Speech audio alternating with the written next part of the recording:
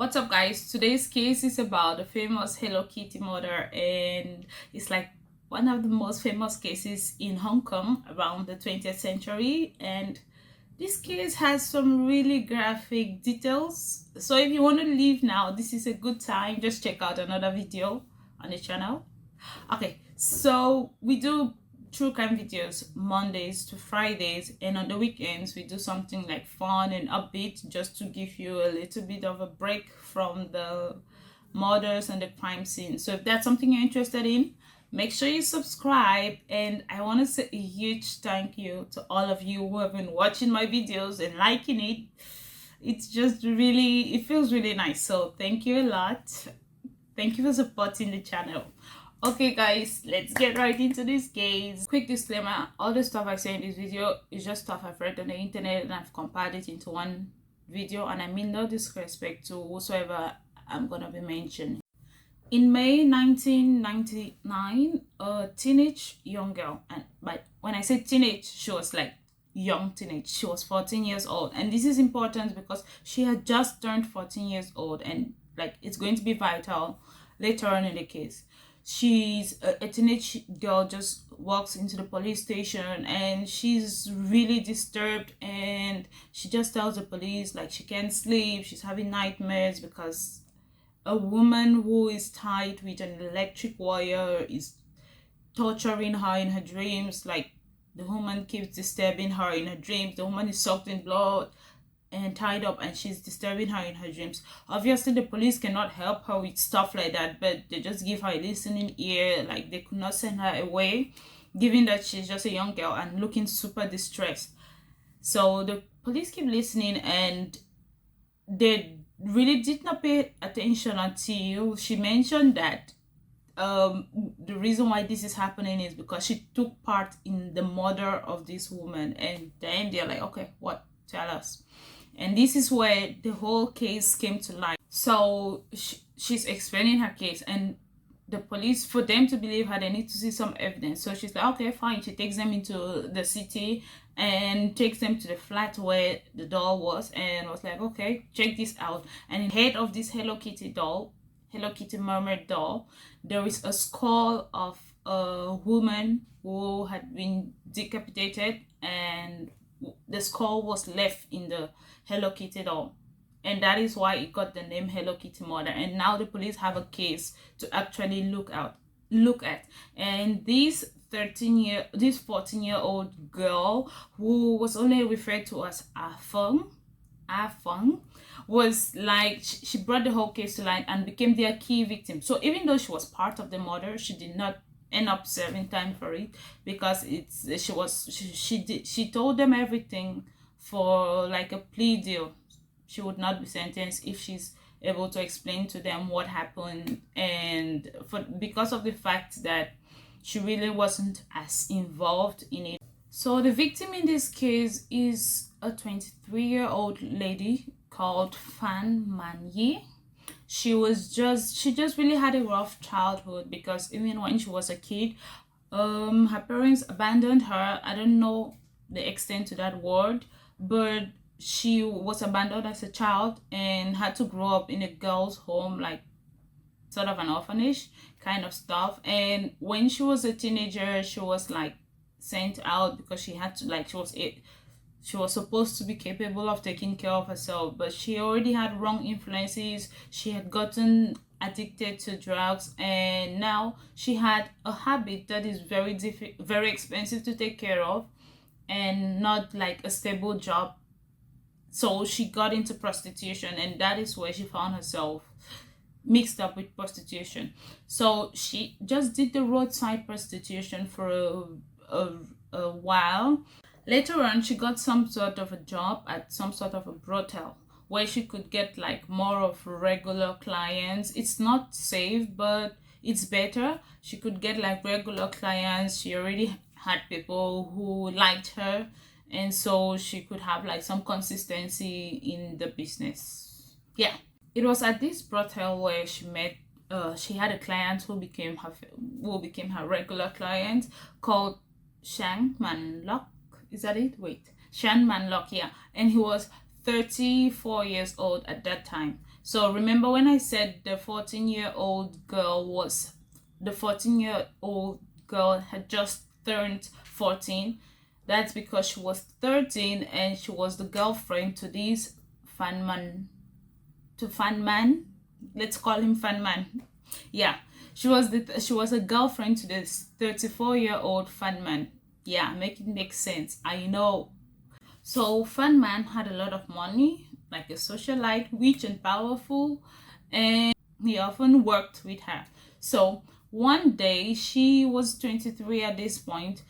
She decided to steal his wallet, and that was probably the worst decision she ever made in her life. She stole his wallet, which contained $4,000, Hong Kong dollars, and because it was already obvious that she was the one, she got in trouble with him, and he's like, he sent people to go find her, and he was like, okay, since she was found and since she had stolen $4,000 from him in his wallet, she was going to pay him the $4,000 plus interest for disrespecting him and stealing his money, which was going to be $10,000. So she just became $14 in debt and still struggling with an addiction, and her job was just not booming because she obviously lost the job of the hostess where she was at the time because of what happened, avoiding being caught by the person she stole from. Now at this point, it was said that after some time she was able to pay him the initial amount that she stole from him. However, she was not able to gather $10,000 Hong Kong dollars in like so soon. So she was like, okay, she gave him the money she stole from him and was like, okay, let her try to, it's going to take her some time to put the rest of it together. But he just felt like obviously he let her go, but he just felt like she might not keep up to her word, given that she already paid him what she owed him, and he just felt like he might not get the money back. So given his position, he just sent some of his men, and these two men were so the two men he sent to go find her were, I'm reading this, Leong Xian Chow and Leong Wang Lun. Yeah, so those were the two. Those were his boys that he sent to go get her. I should really stop making fun of cases. Okay, those were the two men he sent to go get her, and after some time, she was able to be. They found her still working, but at the roadside again, so it was more exposed, and they could easily make her out. And when they arrested, they abducted her. So these two men found her and brought her to Manlok. And Manlok was thinking of what he's going to do with her, and given that she was a sex worker and he had like the connections of people who probably need those services, he was like, okay, she's going to work and pay him what she owes him.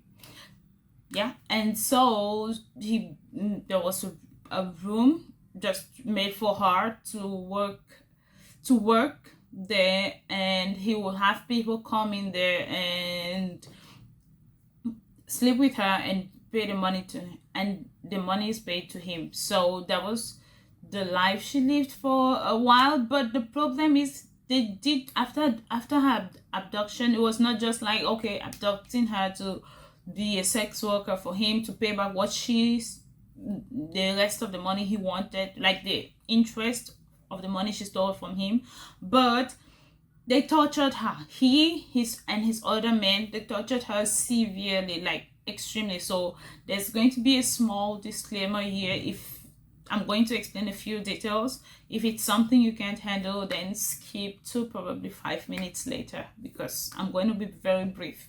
So from the first night that they had manyee, the guys who had her, Manlok and his men, spent the whole night raping her, beating her, just being nasty to her, and they enjoyed it. And that was just her life from when she was abducted, and it lasted for 1 month. So even at some point, she was so beaten and battered, she would barely eat food because they gave her own excrements to eat, and they expected her to eat with joy and enjoy it, else it's no longer fun for them to watch, and they are going to beat her some more. Like, it was just really hell. And she, at some point, her body was already depleting, she wasn't really doing well, and because of that, clients who could normally go to the street or to a brothel to get any like well taken care of sex worker were no longer interested in her because she wasn't really well kept. But still, the whole point of abducting her was to get his money back through making her work. But still, they decided to keep her just for the torturing and for raping her and for fun and just doing horrible things to her body. They even burnt things on her like plastic, candle wax, and burnt, sometimes they actually burnt her own skin, and mostly under her feet, hoping that, probably to ensure that she's never able to escape. But her body was already really battered. They used bats on her. I'm gonna show you guys the room where she was found, so you just look at how bad the place was. The walls were the walls are horrible. I'm going to I'll put it probably somewhere on the screen. The walls are horrible, and the place is just so nasty. And they used several things on her, for beating her, for inserting them in her body, just making her suffer as much as they could.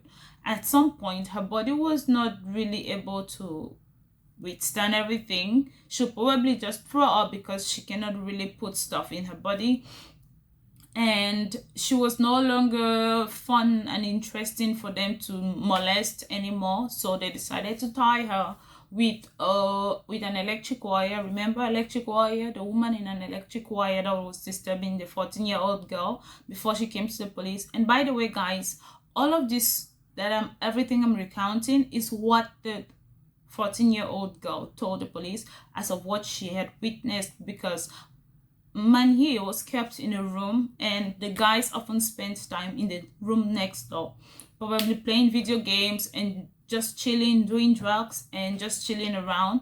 And since she had a boyfriend there, she was often part of that.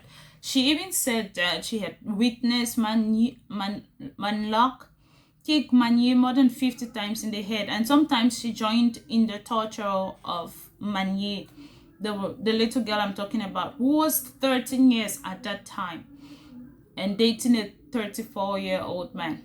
So manyee was already really battered, and they tied her with an electric cord and just hung her to like a ceiling fan, just left her suspended, and they would leave her. No one even probably checks to come and be like, oh, okay, it's night, let's cut her off for her to sleep down. They will probably leave her there overnight and just have the access to go hit her and have their own punching back whenever they wanted. So that was basically what they did with her for like an entire month. Now one day they just went out, and they still locked her up even though her feet was battered. She was very, I don't know, she was really dehydrated, her body was really depleted, but they locked her up to ensure that she does not escape. And they locked her up in the bathroom, and then locked the room, and then locked the door, and went out, hoping like just like probably a normal day to them at this point. But when they came back, and this time the 13-year-old girl was with them, when they came back, the 13-year-old girl was the one who discovered her body and discovered that she had died. She had just died. So they discovered that Manlok was dead, and she's running to the guys and like, okay, she's dead. Now they were confused, which is like, I'm like, what did you think? She's not a stone, she's another person, and if you don't eat, you die. You cannot survive like that forever. Probably they just thought, I have no idea what they were thinking for real, because she's dead, and they were all confused. Like, now they have a dead body, they have no way of disposing it, and they had not planned for this, so they did not know what to do. So they have they began to brainstorm. What are we going to do with her body? How are we going to get rid of it? But then they decided, like, they really took the time, they thought about it, everyone went and slept over it, and they came the next day and they were like, if they leave the body whole, it's going to start decomposing and produce some smell. So they ended up moving Manyee's body into the bathtub and chopping it into smaller pieces, and then they brought her body to be able to like take out the flesh, and so they can just mix it up together in like normal garbage. It will probably look like just cooked meat that was leftover, or I don't know, stale, but that was what they did, and that is how they got rid of like the most of her body. And for her internal organs, some of the internal organs, they decided to take and put in a plastic bag and freeze. And also when they finished, they did the same thing to her head. They decapitated her and then boiled out all the flesh and everything that's supposed to be inside, and they took the skull and stuffed it, ripped open a Hello Kitty mermaid doll, stuffed it in the head, and then sewed it. Like, who actually did that?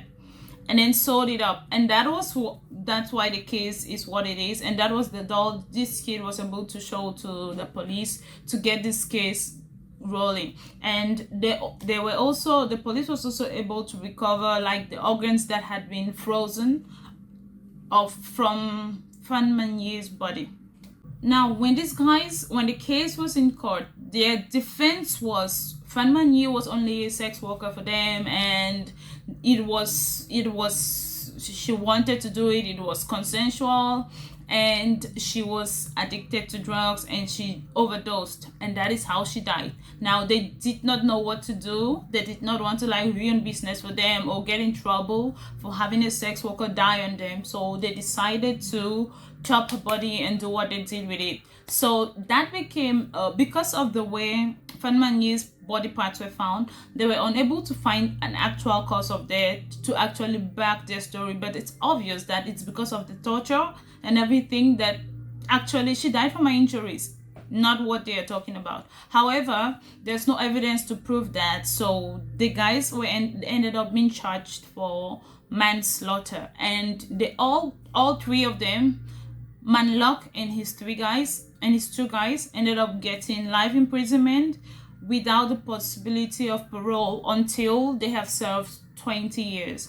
And given the time of the case, 1999 till now, so I have to check up on if they ended up getting parole. Hopefully not, because of what they did to her. And the crazy part is, during all of this, psychiatrists saw them to check if like, oh, something is wrong, and maybe they are mentally unstable, and they just were not sick, so they cannot blame it on insanity or something.